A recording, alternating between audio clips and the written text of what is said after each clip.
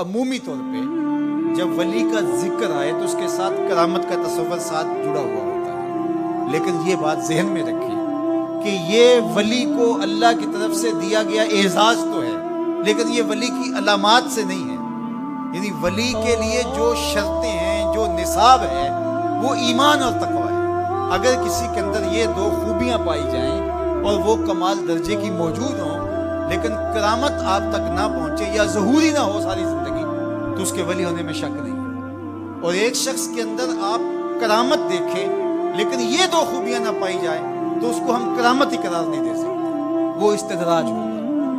ہر وہ خرق عادت عمل جو بغیر کسی شخص سے ظاہر ہو اور ہو خرق عادت، ما فوق الفطرت چیز ہو، تو اس کو قدرت الہیہ کہیں گے۔ اور اگر وہ نبی کے ہاتھوں سے اعلان نبوت سے پہلے صادر ہو جائے تو اسے ارہاس کہا جاتا ہے۔ اعلان نبوت کے بعد ظاہر ہو تو اسے معجزہ کہا جاتا ہے، اور وہی چیز کسی ولی کے ہاتھ سے ظاہر ہو تو اسے کرامت کہا جاتا ہے۔ اور اگر کسی عام بندہ مومن کے ہاتھوں سے ظہور پذیر ہو تو اسے معونت کہا جاتا ہے۔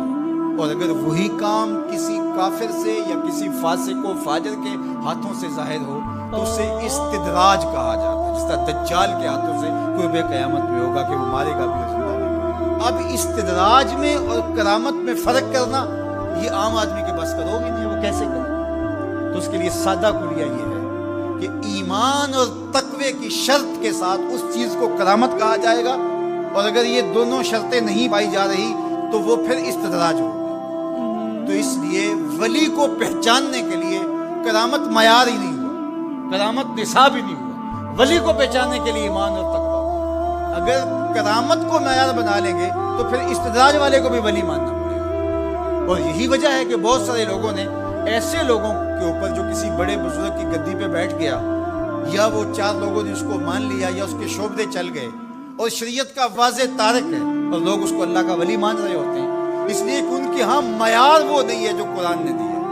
قرآن نے دی الذین آمنوا وکانوا یتقون، اور کرامت معیار نہیں ہے، وہ ایک ثمرہ ہے۔ اس ثمرے کو پہچانا جائے گا اس اصل نصاب کے بعد۔ اس کو صرف ایک مثال سے سمجھاتا ہوں۔ حضرت داتا گنج بخش علی حجویری علیہ الرحمہ نے کشف المعجوب میں یہ واقعہ لکھا۔ کہتے ہیں کہ شیخ علی الخواص ایک بہت بڑے بزرگ تھے، وہ سفر پہ جا رہے تھے اور صاحب حال تھے، با کمال تھے، واقعتاً اللہ کے ولی تھے۔ ایک شخص آیا اور ہانپتا کانپتا ان کے پاس آ کے رکا، کہا آپ شیخ علی الخواص ہیں؟ فرمایا ہاں۔ تو کہا کہ میں لمبا سفر کر کے آیا ہوں اور آپ کی صحبت میں کچھ دن گزارنا چاہتا ہوں، تو آپ مجھے اپنی صحبت کے شرف سے محروم نہ رکھیے۔ تو حضرت شیخ علی الخواص نے مراقبہ کیا اور اسے کہا کہ مجھے تیرے بدن سے کفر کی بو آ رہی ہے۔ اللہ والوں کو اللہ نے بصیرت کا نور دیا ہوتا ہے۔ اس نے کہا جی میں نصرانی ہوں اور دیار غرب سے آیا ہوں، آپ کی شہرت سنی تھی تو آپ کی صحبت میں کچھ وقت گزارنے کی آرزو ہے، مجھے محروم نہ رکھیے۔ شیخ کہتے ہیں میں نے ٹالنا چاہا، میں نے کہا کہ میری صحبت میں رہنا بڑا مشکل ہوگا، تکلیفیں سہنا پڑیں گی۔ اس نے کہا جی میں گوارا کروں۔ فرمایا ٹھیک ہے۔ کہا کہ میں چلتا گیا اور وہ بھی میرے ساتھ تھا۔ 8 دن گزر گئے، کبھی کھانا ملتا، کبھی 2 لقمے لے لیتے، کبھی پانی پی کے گزر اوقات ہوتی، کبھی گھاس کھا لیتے۔ ایک دن اس کا وجود کپ کپا رہا تھا بھوک کی شدت کی وجہ سے۔ اس نے مجھے کہا شیخ آپ اللہ کے بندے ہیں، میں نے عہد تو کیا تھا کہ کوئی آپ سے مطالبہ نہ کر پاؤں، لیکن اب میری سخت جواب دے گی۔ تو آپ اللہ کے مقرب ہیں، تو اللہ کے اس قرب کی وجہ سے اس سے دعا کیجئے تو وہ میرے اور آپ کے کھانے کا انتظام کر دے۔ کہتے ہیں کہ میں اس کی حالت کو دیکھ کر کے سجدہ ریز ہو گیا اور اللہ کی بارگاہ میں نے یہ دعا کی مالک اس کافر کے سامنے رسوا نہ کر دے۔ کہا جب میں نے سر اٹھایا تو آسمان سے ایک طبق اترا جس کے اوپر 2 پیالے شربت کے تھے اور 2 روٹیاں تھیں۔ تو میں نے ایک پیالہ اور ایک روٹی اس کو دے دی اور ایک خود لے لی اور پھر سفر شروع ہو گیا۔ 8 دن پھر گزر گئے، پھر ایک دن وہی حالت کہ اس کا بدن کپ کپانے لگا۔ تو میرے دل میں آیا کہ روز روز حالت ایک جیسی نہیں ہوتی، تو اس دن تو لاج رہ گئی تھی، تو کہیں آج یہ پھر نہ بول پڑے، تو قبل اس سے کہ یہ بولے میں نے بول کر کے کہا کہ تو بھی عیسائیوں کا بہت بڑا پیر پادری ہے، تو آج تیری باری۔ تو کہتے جب میں نے اس کو کہا تو اس نے بھی سجدے میں سر رکھ دیا، اور میں دل ہی دل میں سوچا کہ اس کا سجدہ ریز ہونا کیا معنی رکھتا ہے جب ایمان ہی نہیں ہے۔ تھوڑی دیر کے بعد جب اس نے سر اٹھایا تو آسمان سے بھی طبق اترا جس پر 4 پیالے شربت کے اور 4 روٹیاں تھیں۔ تو اس نے 2 روٹیاں اور 2 پیالے میری طرف بڑھائے اور 2 پیالے اور 2 روٹیاں اپنی طرف کر لی اور کہا کہ کل یا شیخ کھائیے۔